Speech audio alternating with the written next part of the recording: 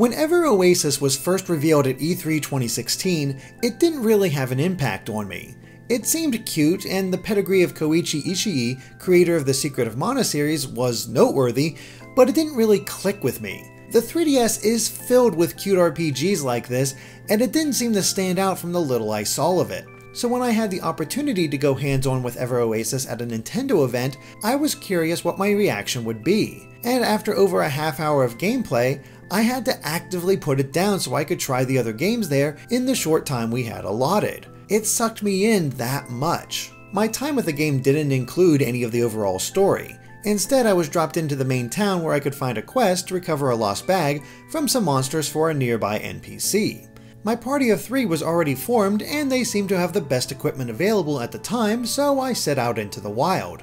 This gave me a chance to learn the basics of Ever Oasis's combat, which is simple on paper, but more involved once you start fighting enemies. Normal attacks are mapped to A with a simple combo available and no ability to mix them with your other abilities, at least not yet. This was especially strange since the X button performs a heavy attack, but like I said, it can't be mixed into your normal strikes for any kind of special combo. Instead, it immediately goes into the animation of the heavy attack and resets your normal strikes.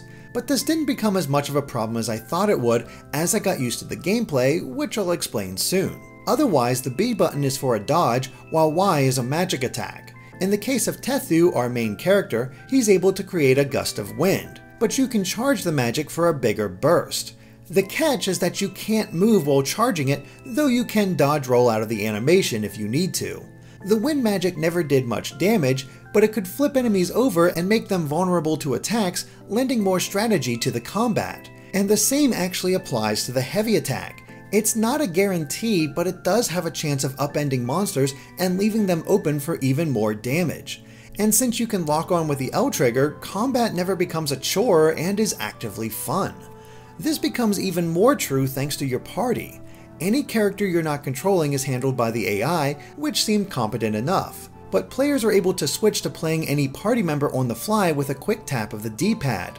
And you'll want to do this since each character has different abilities. In the case of my gameplay, one had a lance while the other used a boomerang.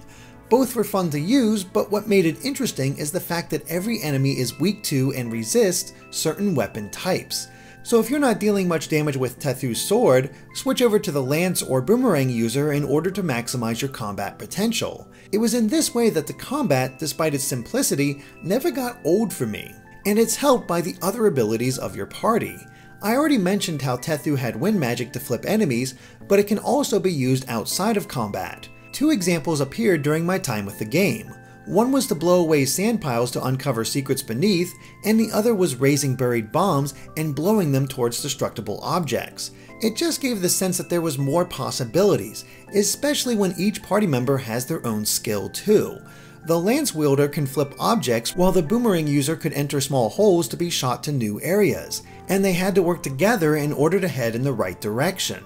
It's a simple puzzle, but it helped breathe life into what I was doing, especially because the same caves I was doing all this in had secrets that I couldn't access with my current party.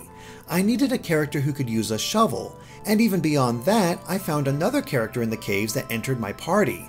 I didn't get the chance to use her abilities, but she promised to return to my Oasis, meaning I could see what she could do later on. Once I completed the quest and returned to the giver, he decided to join my Oasis and even became a party member. He was the one who had the shovel ability, so it actually actively encouraged me to return to the cave and see what he could uncover. And if the rest of the game keeps up this conceit and introduces characters to help you along the way, I could see it becoming quite addictive. And that's not even taking into account other characters who expand your Oasis with new shops and services. It creates this interconnected world that I feel could be quite rewarding as you progress in the game. My other concern with Ever Oasis was variety in terms of level design. After all, it's essentially one big desert you're exploring, and while I can't definitively say it won't be a problem, the day-night cycle featured in the game really showed off how beautiful this desert could be. As the time of day changes, the desert's color shifts with it, and different sections of the desert have a different color to begin with. It creates a potential of a kaleidoscope of variety.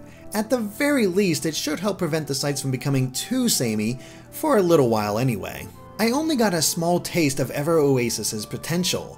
I've still not seen all the different systems in action, but what I did get to see left me eager for more. It was the most fun I had at the event, and I feel it has a lot of potential. Don't let this one go under your radar. At least for now, it's worth keeping an eye on.